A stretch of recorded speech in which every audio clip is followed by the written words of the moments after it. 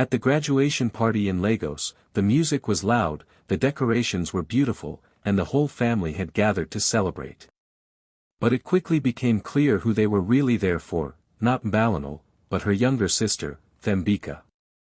Everyone clapped and cheered as Thembika walked in, smiling in her fancy dress. Speeches were made in her honor. Her name was written on the cake. A big bouquet of flowers was handed to her, and then the moment that crushed Mbalanel the most, a shiny new car rolled in, with a giant red bow on top. The crowd went wild. Cameras flashed. Her parents beamed with pride. Meanwhile, Mbalanel stood at the edge of the room, quietly watching it all happen. She had graduated too, with honors. But no one gave a speech for her. No one brought her flowers. Her mother gave her a stiff side hug like it was a favor, then handed her a plate with a half-eaten slice of cake. That was it. No car. No claps. No congratulations. Just silence. She smiled politely, but inside, her heart was breaking.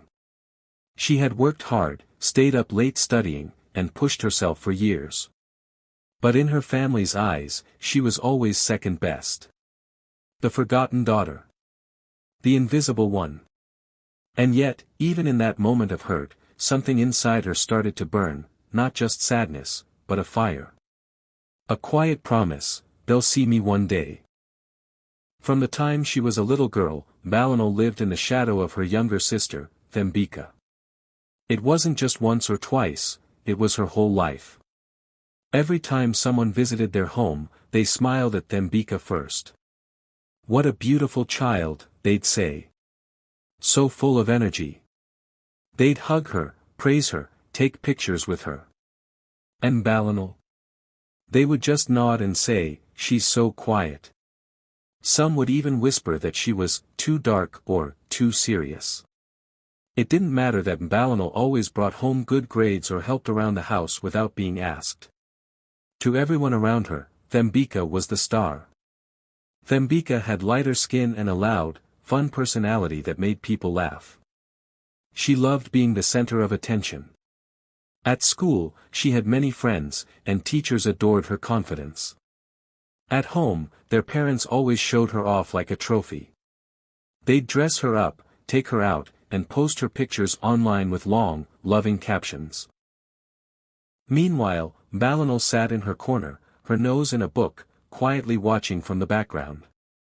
No one ever asked her what she liked. No one ever wondered what made her happy. She was just there, like a shadow. At birthday parties, Thembika always got the biggest cake, the loudest cheers, the fanciest gifts. Mbalanel's birthdays felt more like regular days. One time, she got a school bag for her birthday, not because she asked for it, but because she needed it. No balloons. No candles. No celebration. But she didn't complain. She never did. Because from a young age, she understood that no one was listening. She started to notice how the world treated girls like her. The ones who didn't try to be loud. The ones who didn't fit the picture-perfect image. People often ignored them. Expected them to stay quiet. To accept less. So she did what no one expected. She turned inward. She read more. She studied harder. She taught herself new things when no one was watching. She learned to smile even when it hurt. She trained herself to keep moving, even when she felt invisible. Still, the comparisons never stopped. "Why can't you be more like your sister?" her mother would ask, not realizing how much it stung. The more they praised Thembika, the smaller Mbalanel felt. But deep inside, something strong was growing. She was building a quiet power. A deep hunger to succeed, not to prove them wrong, but to prove herself right. No one ever asked what Mbalanel wanted. No one noticed the silent fire inside her. But she knew. She knew she was more than what they saw. More than the comparisons. More than the second-place girl. And one day, the world would stop and finally see her, not as Thembeka's sister, but as Mbalanal. Powerful, proud, and unstoppable.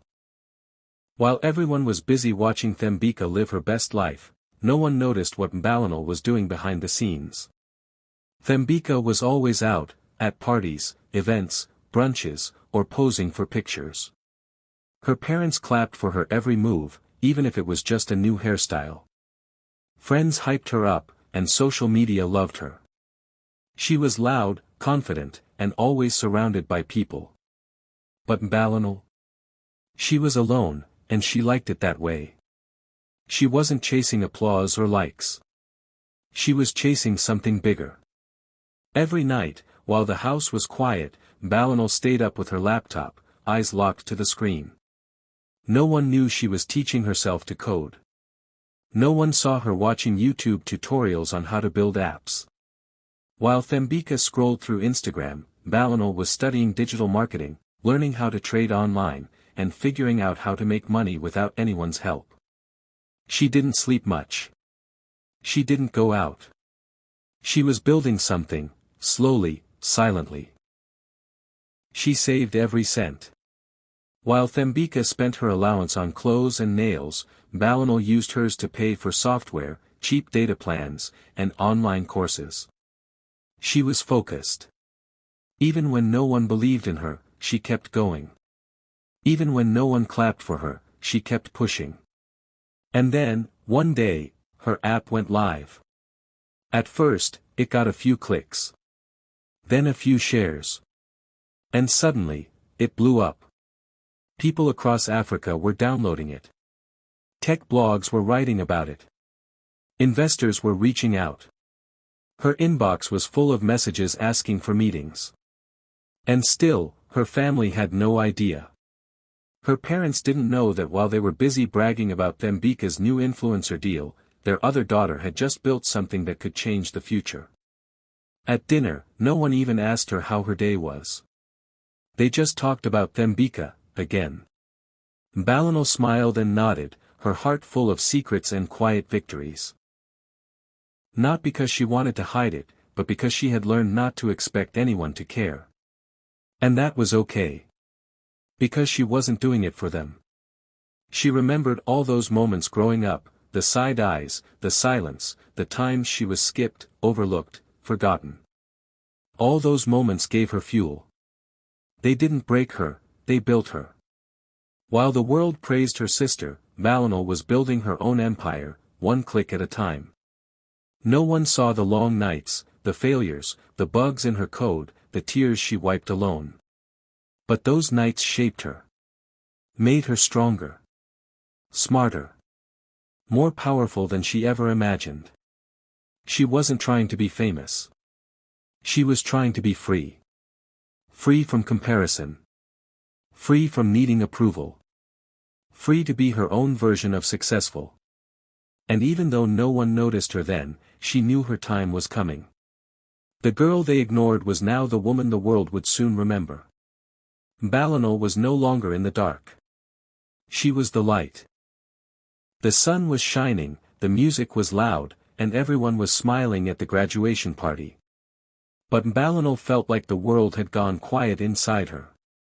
She watched, frozen, as her parents walked out holding a small box. They made a big show of it, calling everyone to gather, pulling out their phones to record. And then, in front of all the family, friends, and neighbors, they handed Thembeka the box with a big smile. Inside were car keys. A brand new car sat outside with a red bow on top, shining under the sun. Everyone cheered. People screamed. Some even cried happy tears. Thembeka ran to the car, laughing, posing for pictures, hugging their parents. It was her moment. All eyes were on her. And Mbalanal? She stood there, clapping slowly, her chest tight, her smile fake. It wasn't just the car. It was everything behind it. The love, the attention, the reward. Mbalanal had graduated too, with better grades, even. But no one noticed. No one said, "Well done." No one thought she deserved anything special.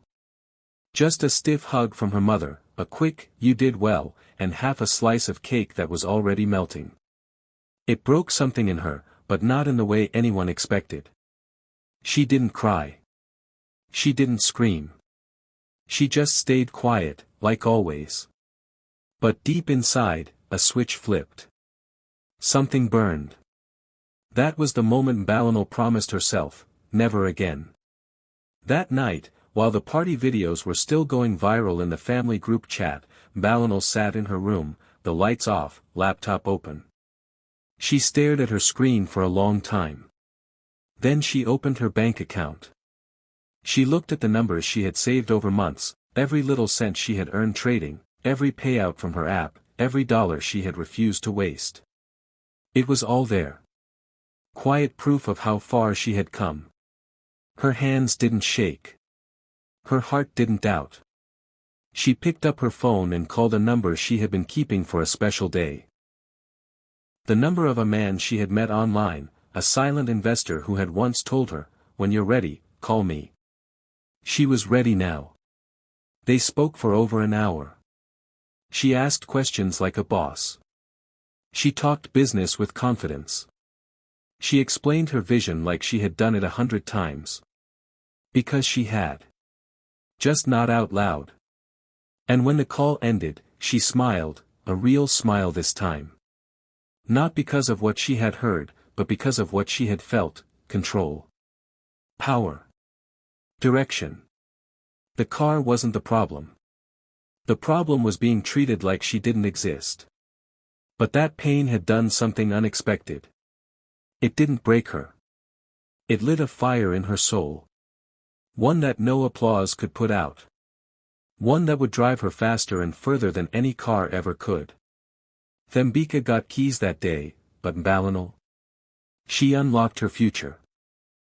3 days after the graduation party, Balinal woke up before the sun. She didn't tell anyone where she was going. She didn't dress to impress, no flashy clothes, no expensive bag, just her usual calm and simple style. But the look in her eyes had changed. It was focused. Sharp. Silent, but powerful. She called a taxi and gave the driver an address, the luxury car dealership where her parents had bought Thembika's brand new car. The same place where they didn't even think to take her.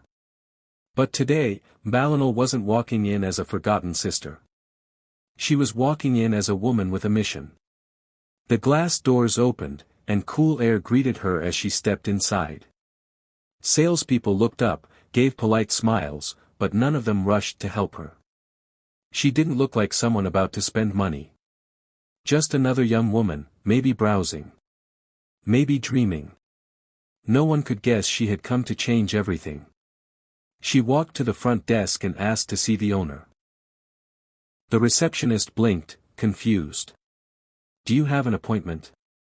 Balinal simply handed over a business card with her name and company logo. It took one phone call. 10 minutes later, the owner came out to meet her. He was curious. She looked young, quiet, soft-spoken, but she didn't flinch when she spoke. "I'm not here to buy a car," she said, locking eyes with him. "I want to buy the entire dealership." He thought she was joking. Until she slid a folder across the table. Inside were bank statements, legal papers, and proof of funds. No loans. No payment plans. Cash. Fully ready. Fully legal. Fully hers. The room went quiet. Phones stopped ringing. Salesmen pretended not to stare. It felt like a movie scene, but this was real. The quiet girl who was always ignored had just walked in and made the biggest move the business had seen in years. They sat down and went through the deal. It didn't take long. Balinal knew exactly what she wanted. When it was done, she signed the papers and smiled, not because she was showing off, but because she had finally taken control. She stood up and looked around the showroom. Her eyes landed on the same model her sister had received. That car used to hurt to look at. Now. It was just another piece of inventory. Nothing special. Nothing emotional. Just business. Before leaving, she had one simple request: keep the staff. But change the name. Outside, the sun was shining just like it did at the graduation party. But this time, it shined on her. Her phone buzzed. It was a message from her mom: Thembika's car needs servicing. Can you help? Balinal read it slowly, smiled, and replied, tell her to book it through my dealership. She didn't need cheers. She didn't need attention. She had built something for herself, from nothing. And now, the place they once thought she could never even step foot in, she owned it. The next family dinner felt just like all the others, loud, full of laughter, and, as always, centered around Thembika. She had new pictures to show, a new hairstyle to flaunt, and new praise to soak in. Everyone sat around the table, passing food and compliments. Balinal was there too, quiet as usual, smiling politely, nodding when spoken to, listening more than she talked. No one noticed that she had walked in a little taller, a little more confident, with a calm energy that felt different. As the evening went on, their parents proudly told stories about Thembika's recent photo shoot and how well her car was running. She's really going places, her mother said proudly. Balinal just smiled. She didn't argue. She didn't compete. She waited. And then, just as dessert was being served, Balinal reached into her bag and pulled out a sleek business card. Without saying much, she slid it across the table toward her father. Everyone stopped talking. Her father picked up the card and read it slowly. At the top, it had her name, and under it, the name of the car dealership she now owned. If Thembika ever needs car service, she said calmly, tell her to book through my company. The room went dead silent. Thembika choked on her drink. Her spoon dropped into her plate. Her mother froze, eyes wide, face suddenly pale. And her father, the man who always looked at her like she was just the quiet, second daughter, dropped his glass. It hit the floor and shattered, but no one moved. They stared at her like they were seeing her for the very first time. What do you mean, your company? Her mother asked, almost in a whisper. Balinal leaned back in her chair, still calm, still smiling. 3 days after the graduation party, I bought the dealership you got Thembika's car from. Full ownership. It's mine now. More silence. And then a nervous laugh from someone in the corner, hoping it was a joke. But it wasn't. It was real. Every word. Every step. Every sleepless night that no one saw, had led to this. Thembika looked like she had just seen a ghost. The girl she used to call boring, the one she never felt threatened by, had just flipped the whole table without raising her voice. Balinal didn't stay long after that. She didn't need to. She had said what she came to say. She stood up, kissed her mother on the cheek, gave her father a nod, and walked out. Not with attitude. Not with pride. Just peace. And as the door closed behind her, everyone at the table sat in silence. The energy had shifted. The family dynamics had changed forever. Balinal wasn't the invisible girl anymore. She was the one who built an empire in the shadows, and now, the whole family had no choice but to see her. Not as the quiet one.